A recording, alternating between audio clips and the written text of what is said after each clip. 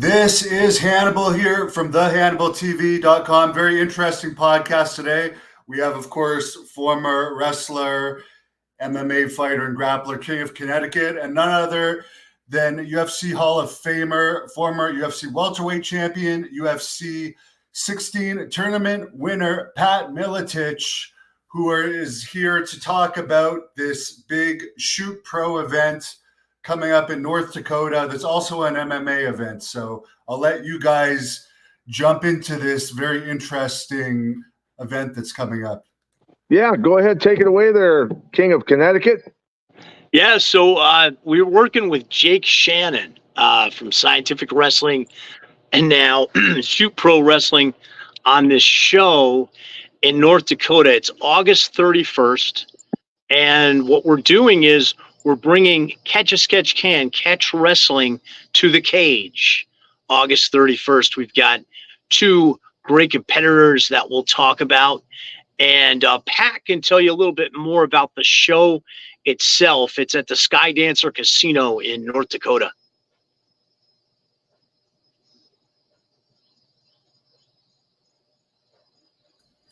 I don't know if he's frozen or not. Let's take him out. The Sky Dancer Casino in North Dakota. Yeah, did we lose Pat?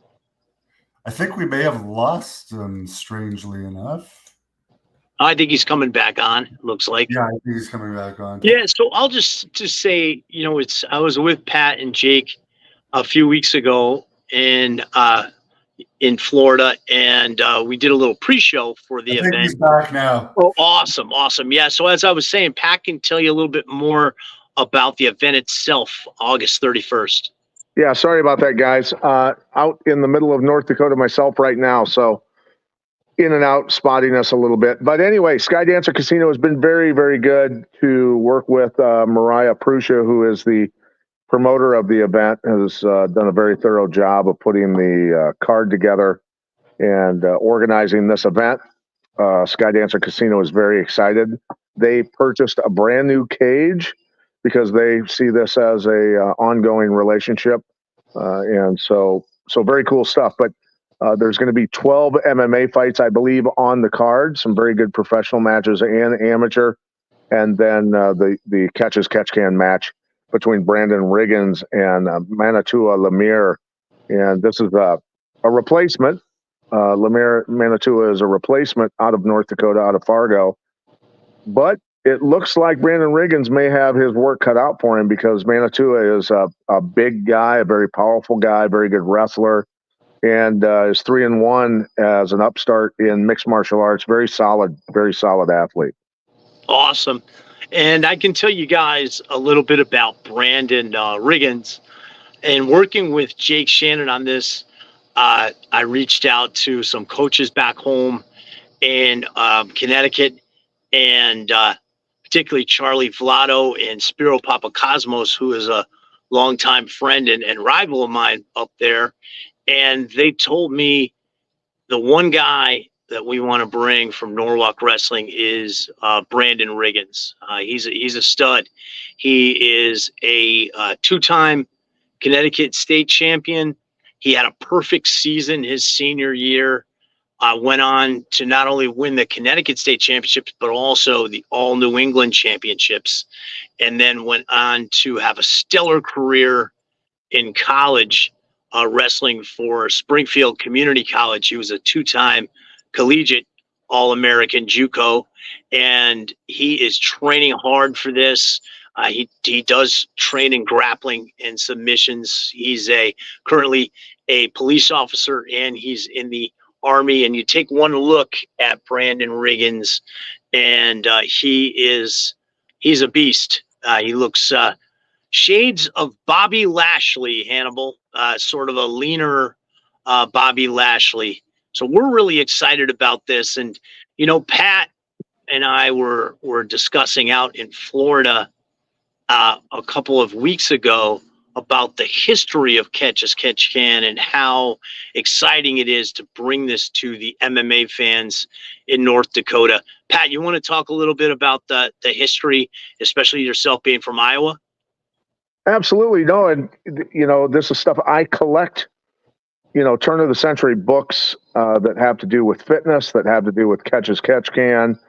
I've got old books from the late 1800s, early 1900s, where there's like 100 elementary aged kids all walking around on their hands, and these are kids.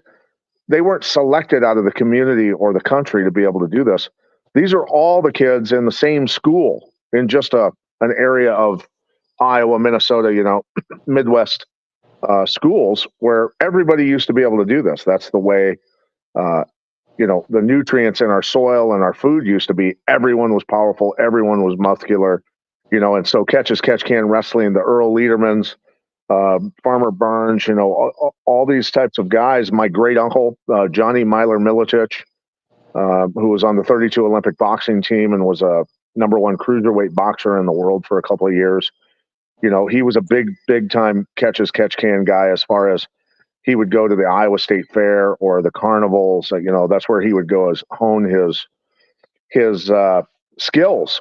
The carnival strongmen would do their feats of strength, and then they would challenge anybody in the crowd to come up and either have a boxing match with them or a wrestling match. And that's what my uncle would do. He would literally drive to places, these types of events and carnivals and fairs, and beat the hell out of the carnival strongmen. That's how things were back then. It was like the Wild West, like gunslingers, right? So Gotch and Burns and Lederman and all these types of guys having these big catch as catch can matches against the Terrible Turks. And, and there's a great book, 1921. People can look it up and say, hey, 1921 was it's called Tigrero. If you can find the book, it was written about the diamond rush in 1921 in Brazil, and two Russian brothers, Ernst and Sasha Semmel. John Wayne was going to make a movie about these guys. And Ernst and Sasha Semmel went to Brazil and worked their way through the Mato Grosso, stopping at different ranches and in towns because they were engineers and could fix everybody's guns. But Ernst and Sasha would do catch as catch can matches against like Paraguayan strongmen. And so this stuff was going on all over the world. And we're bringing it back. That's what this is all about. At the Skydancer Casino in North Dakota, this is a historic match. Certainly back in those days, the late 1800s, early 1900s, I'm sure there were catch as catch can matches going on, but this is the first time in over probably 100 years that a catch match has taken place in North Dakota. This is big. That's so awesome. This is a shoot, right? Just for people that might be confused, if it's pro wrestling as part of the MMA show, or is this catch? No, this is real. This is real catch. Neither of these competitors probably even know what a work is. These are 100% shooters. Brandon's coming right off the mat, as well as Matua coming right out of the cage. Excuse me. And I got to say, what Pat's uncle did is called a barnstormer, and there's such a rich history behind this. I wrote a book with Eric Paulson, Rough and Tumble, where we traced that history and studied that history. And for jiu-jitsu fans, Count Koma Mitsuya Maeda, who trained the Gracies, was a traveling catch-as-catch-can competitor, and the Gracie family actually ran the carnivals and fairs in Brazil. So that's how the Gracie family was actually trained, and they adapted that more to their body style. So we should probably explain to fans, because that's such a great question, Hannibal, because people think when they hear the term pro wrestling, they wonder, is it going to be a work? No, it's 100% shoot, and it's held under pin and submission rules, and it's going to be a best of 3 falls.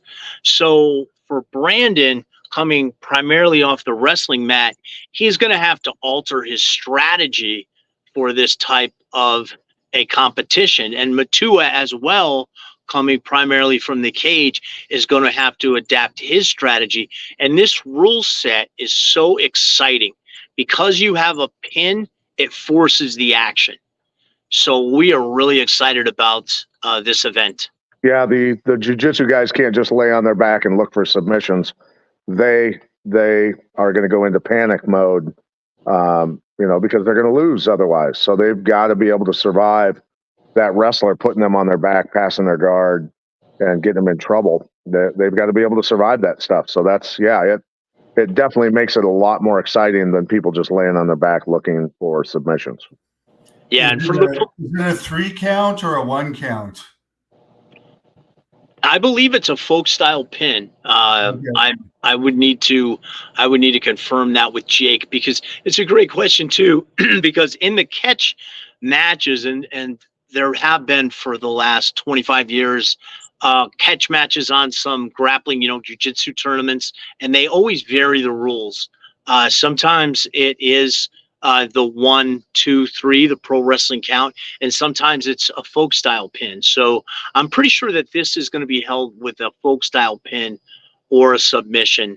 And the fact that it's in a cage too is going to be really interesting as well, because Jake Shannon's run 3 shows for Shoot Pro Wrestling with some fantastic grapplers over the last few years, and they've all been held in a ring. And I spoke with our commissioner of Shoot Pro Wrestling, Jerry Briscoe, who you know well, Hannibal, and he felt that the cage is better, and he loves the idea that we're doing this on the MMA show in North Dakota at the Sky Dancer, and he's going to try to make it up there as well.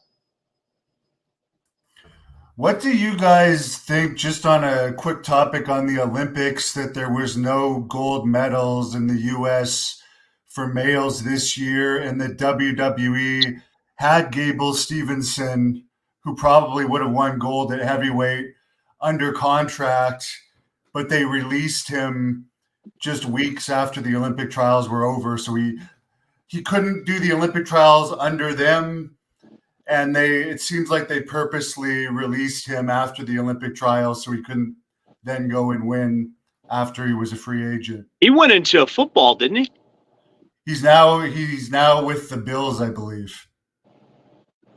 Well, either way, I'm sure he's making a lot of money. It's unfortunate he couldn't go win his Olympic gold, because, yeah, you're correct, Hannibal. He very likely would have won a gold, and it's unfortunate the Americans didn't pull off a gold on the men's side. I believe the women won too, though, didn't they?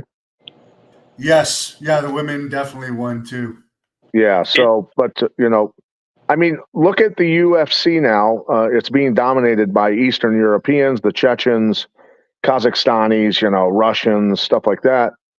I'll be honest with you. I mean, some people think this is controversial, but anybody that understands the food in America understands, and the soil in America, the water in America, it's so chemically poisoned at this point, and so nutrient deficient, that our health, our power, our masculinity, everything is being deteriorated at a rate that's quite drastic, actually. Things have changed a lot since the 70s and 80s. I'm old enough to remember what people looked like back in the 70s and 80s, and everybody had a six-pack.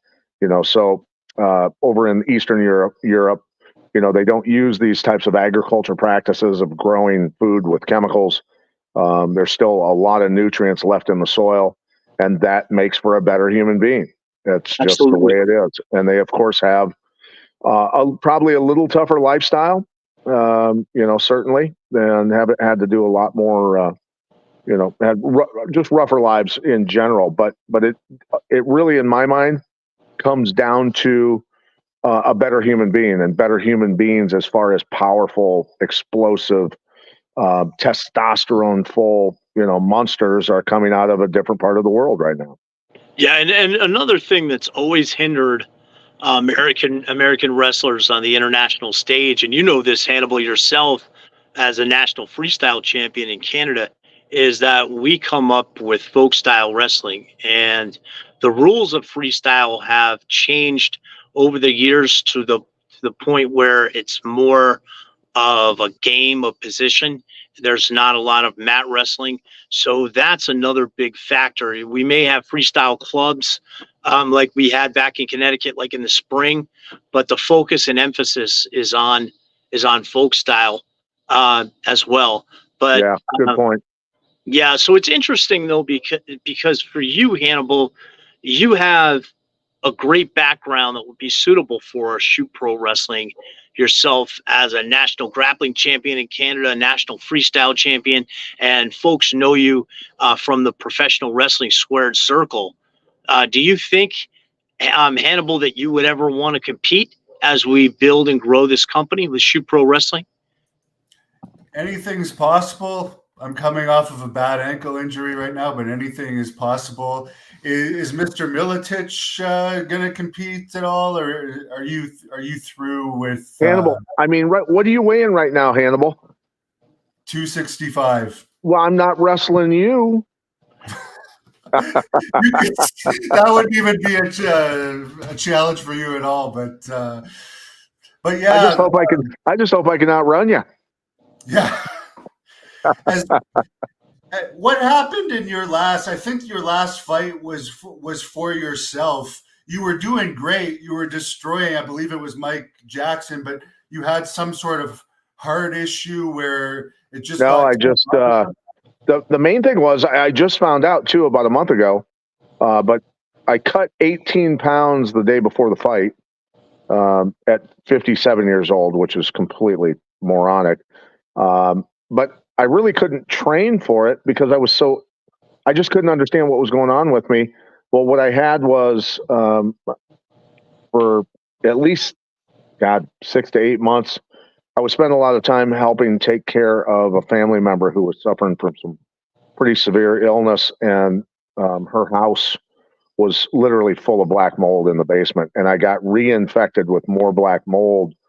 It was the same situation I had when I was a kid. And I had forgotten that I had used silver, colloidal silver and colloidal copper to heal my respiratory system when I was 19 or 20 years old, which changed the trajectory of my life. And a couple friends of mine, Dr. Will Spencer and Steve Moore, did some scans on me, and they said the two nutrients that you are completely deficient in right now is copper and silver. And so when you're nutrient deficient like that, when you add them back in, suddenly your immune system kicks on. And sorry to make this a long story, but it's important. They said, we've got to put silver and copper back in you to turn your immune function back on. And I did big doses of copper and silver and had a massive, they call it healing crisis, that went after the infection in my blood, my jaw, my bronchial tubes and everything. So I just, while I had the black mold and bacterial infection in my body, I cut 18 pounds the day before the fight. And so I went hypoxic literally right away in that fight. So I was struggling quite a bit, beat him up for 10 minutes, but you just can only do so much. Yeah, Pat dominated that fight. And if you want to watch here on Hannibal TV, I did a pre-show for that fight with my dear friend, Prince of Persia, Kamal Shalarus. And I believe we also had the MMA professor, Colin Crandall, joining us. And Pat just completely dominated that fight from beginning to end. But the difference here in the Shoot Pro competition, and this is something we really should mention, is I'd have to confer with Jake, but I don't believe we're looking at rounds or time limits here. I think this is just a best 2 out of 3. And that's going to be very interesting because it's going to test the cardio of these young guys. Yeah, and is it only happening in North Dakota because of the commission allowing it there, or is this? No, that's the beauty of Shoot Pro. There are no commission issues at all because it's a grappling competition. So when it's grappling, you don't have to get the commission involved at all. We were looking at doing this up there with you and Jack with the Great North Wrestling, and we're still open to that.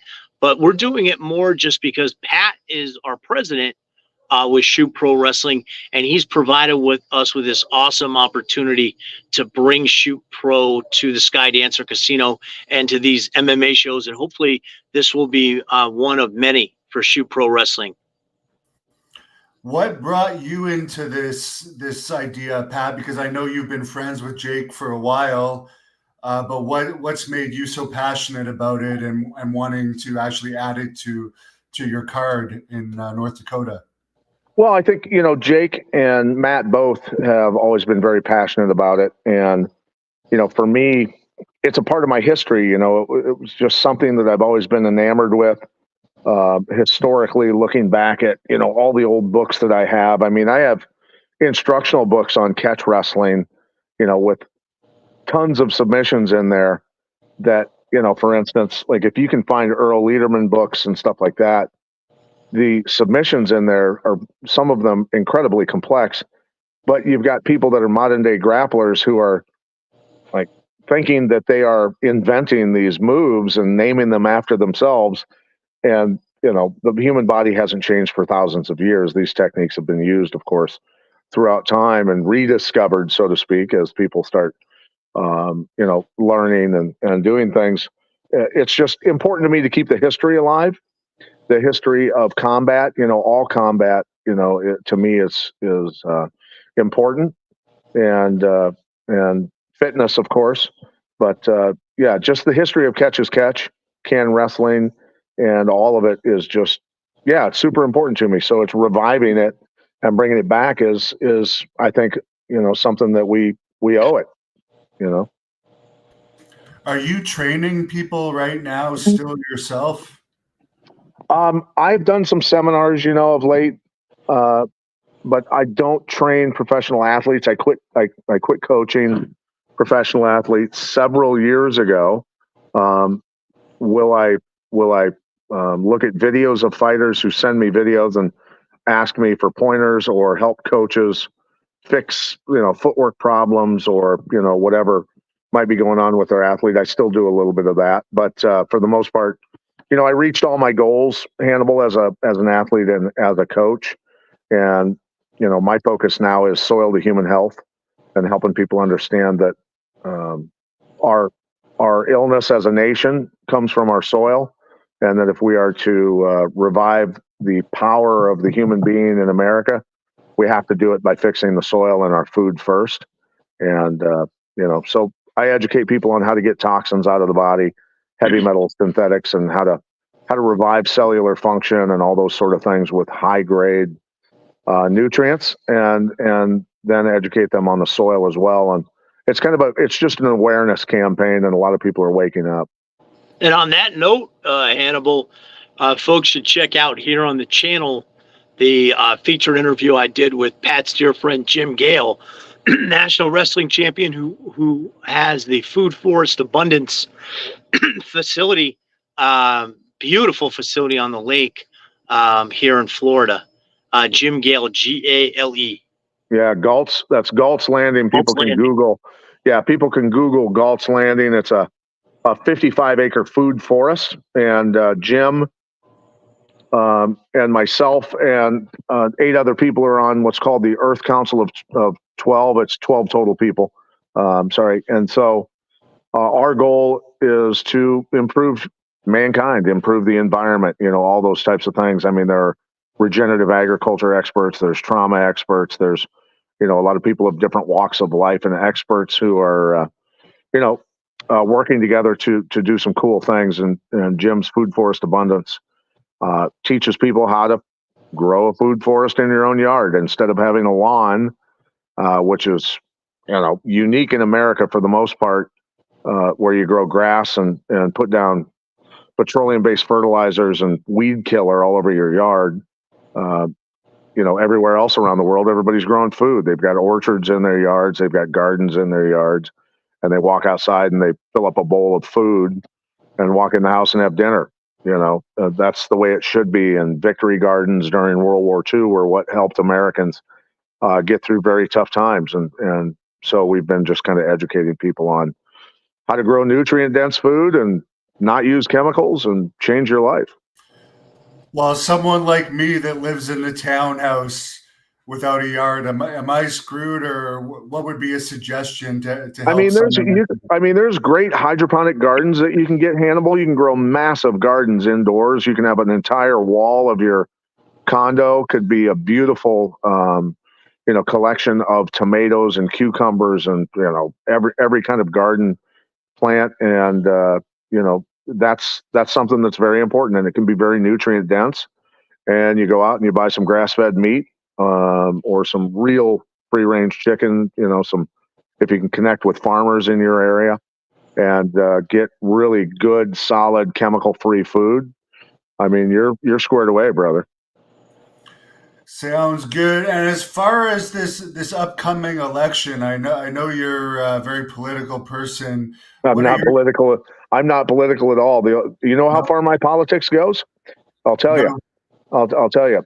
If you're the only person in the country that doesn't want to do what the other 340 million people want to do, leave him alone.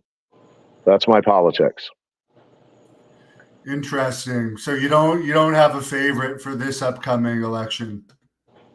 No, I mean it's to me, people. We've got to deal with reality.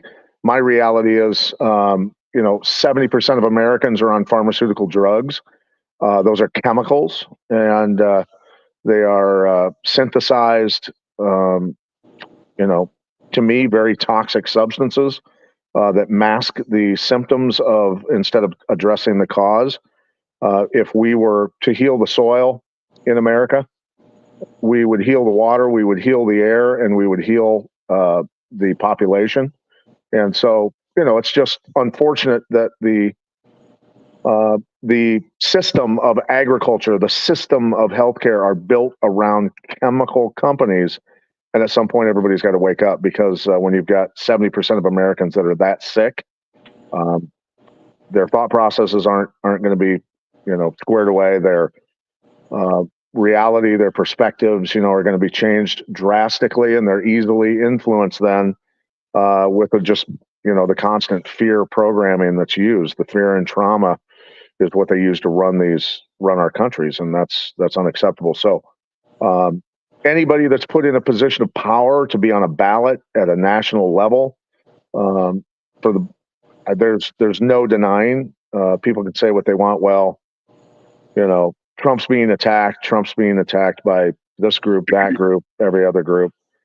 Ultimately, there's a lot of Hollywood going on, in my personal opinion. I originally did vote for Trump when he first ran, but when you allow lockdowns, you don't do your background on what's really going on in the country. 50 years of bioweapons laboratories. What are bioweapons laboratories even used for?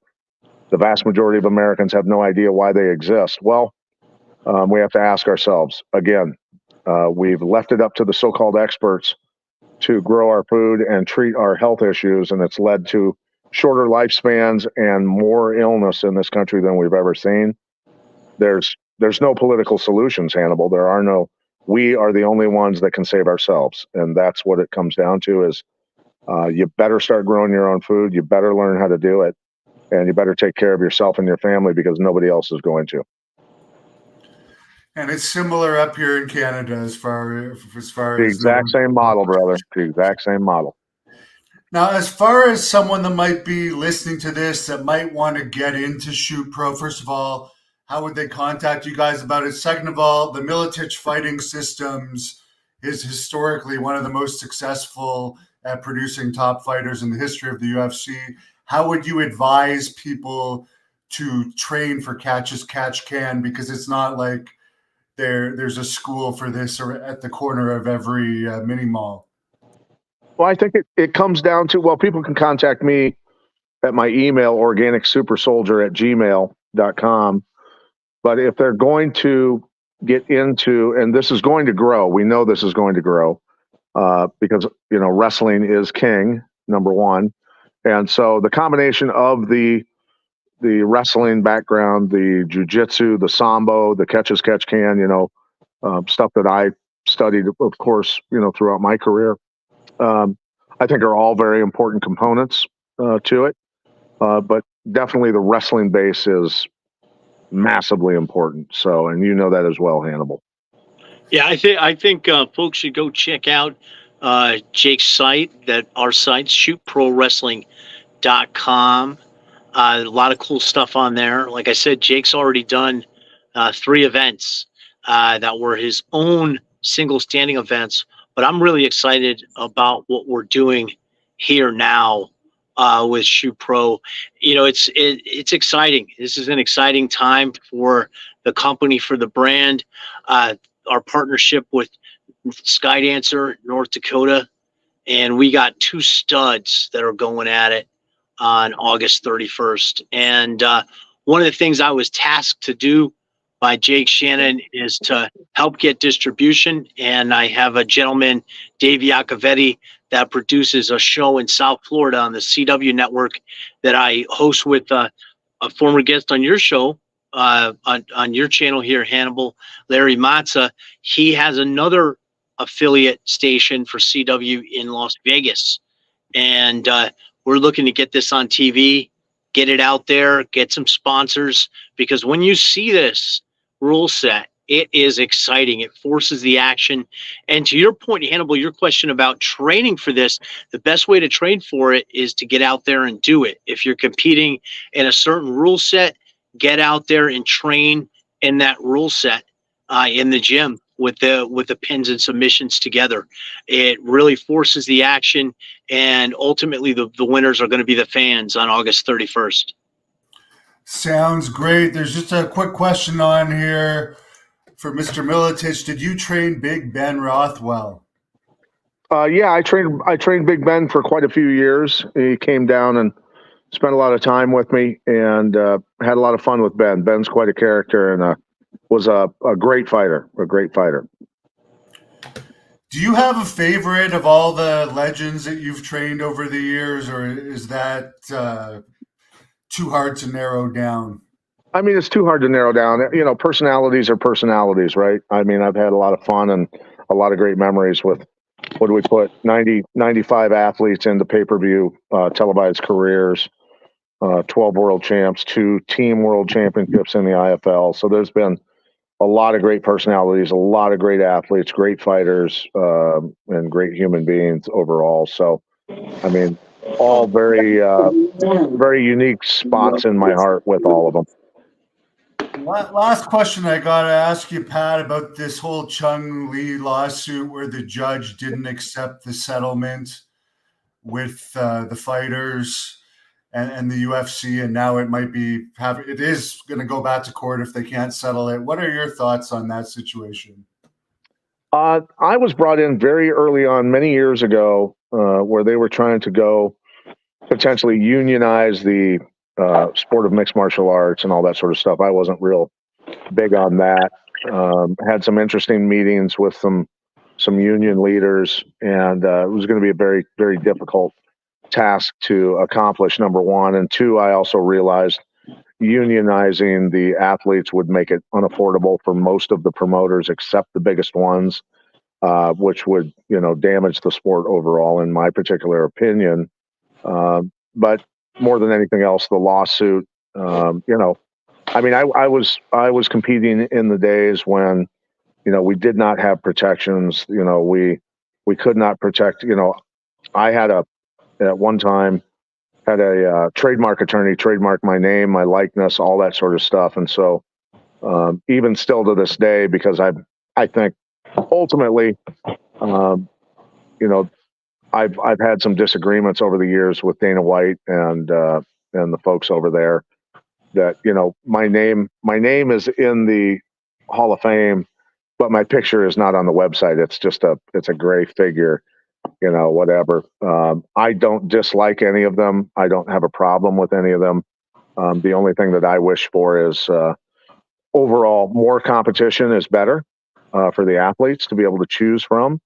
And that's really what I believe in is a fair playing field. And the UFC has done a great job in building into a monstrosity, and they've done a great deal of good for the sport. There just needs to be more people that have it run a little tighter ship and maybe a little better game to create some sort of competitiveness for the athletes to kind of shop their talents around, I guess, is the best way to put it. And Hannibal, something that I want to point out on that note is one of the great things about Shoot Pro is we've all known folks who suffer from the CTE and TBI, And the great thing about Shoot Pro is it's an avenue as we build this and grow for wrestlers to come from the mat into a profession, into a sport. They can compete in it and make money where they don't have those risks to their brains for CTE and TBI. And that's one of the things that really drew me to this with Jake, because at the time when Jake approached me about becoming part of the company, I had just lost a dear friend, Stefan Bonner, and had another friend in a Mexican prison. So I think this is going to afford folks, and we are going to build this and we're going to grow this, because I think once the fans start to see this and we get some sponsors behind us and we get some TV, this is a fan-friendly, exciting rule set, and it's going to afford wrestlers the opportunity to go on to a career in combat sports where they don't have those risks. Great point, man. There's no question Stefan Bonner had some of those issues. What, as far as the friend in the Mexican prison, I don't know if you can update us, but we haven't heard anything about that for years. Is he doing all right? Yeah, there's really no update. I did that documentary with Bravo TV where he took a hour-long conversation with me, and my segment was only like 15 minutes long.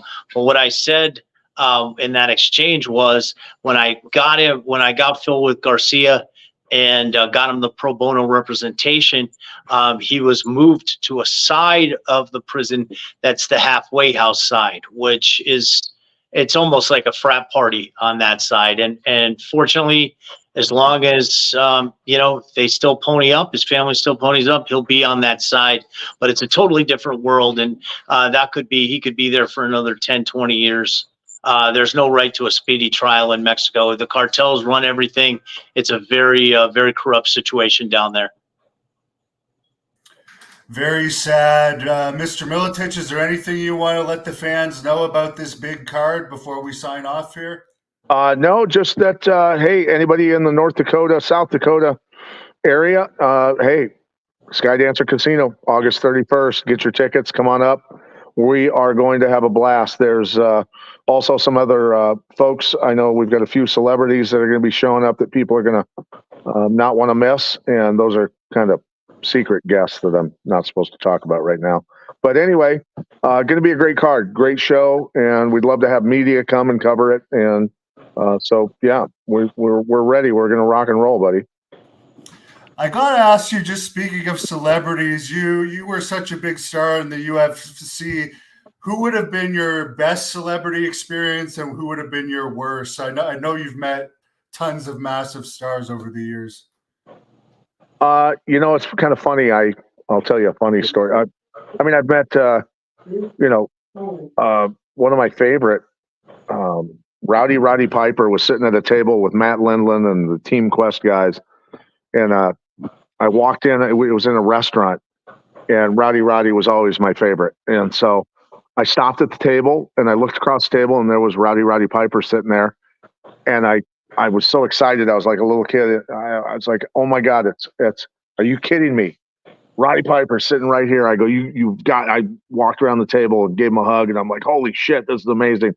And Lindland came up to me the next day and he goes, dude, you made Piper's freaking night. And he goes, the champ knows who I am. The champ knows who I am. And I was so excited. And I'm still heartbroken that he passed away. But absolutely love that guy. Love that guy. Yeah, he was a disciple of. I heard you on the Steve Austin's podcast, and you could tell he was a fan of yours. Oh my God, he was amazing. And yeah, but I've had some pretty funny Jason Stratham, because I was a big fan of the term. What was it? The Transporter was one of his first big movies, and I met him and walked up to him, and guys that are big stars like that aren't necessarily used to people just grabbing them and like, oh, come here, I got it's awesome to meet you, and kind of freaked him out, I think, a little bit. So Jason Stratham, I traumatized him, I think, when I grabbed him. But no, there's been a ton of guys, Mickey Rourke, and a bunch of other people that I've met over the years. John Travolta came to my locker room door. I was defending my title. John Travolta's limousine pulled into the arena underneath the belly of the arena, and he got out, and they brought him for whatever reason. I have no idea, but the Las Vegas Athletic Commission guys told me. They came in and said, "You're not going to believe who was here. John Travolta in his limo came here, and he wanted to come in here and meet you, and we told him he did not have credentials to come in, so he was pissed off and he left." I'm fine with not meeting John Travolta, but that's a pretty funny story that he got mad and left because he couldn't come in. That's crazy. Yeah. What a life that you've led. Rowdy Roddy, though, man. Rowdy Roddy's what a legend. Yeah, there's some more proof of all the ring wear and tear over the years. I'm sure didn't help to his early death. Yeah, right. Yeah. I was going to mention, Roddy was a disciple of Gene LaBelle. Yeah, he was one of Gene's black belts. Yeah. Well, I wish you guys the best of luck, and it's always great hearing Mr. Miletich's stories. So be there in a couple weeks, and I'll definitely report on the results right here on the Hannibal TV. But if you're in North Dakota, is there a website that they can check out or anything? I'd say check out shootprowrestling.com. And as far as distribution, I'm going to be doing the commentary with Pat and Jake, I believe, too. And we're going to be getting it out there to a number of places like Fight TV, and I'm working on getting it run as a television special in South Florida and Las Vegas, as well as maybe the Hannibal TV. You always run a lot of our awesome stuff, Hannibal. I just need to talk to Jake because, again, this is Jake Shannon's company, and you talk about a guy with a long and storied history. I've known Jake now for 20 years, and he's been doing those scientific wrestling camps now for so long, and such effective camps, and trained a lot of guys. And this is just the next iteration, and we're really excited about Shoot Pro Wrestling. Yep, and people can go to the Facebook page, Define the Fight MMA. Define the Fight MMA. That's Mariah Prusha's Facebook page for the promotion, so they can check that out as well.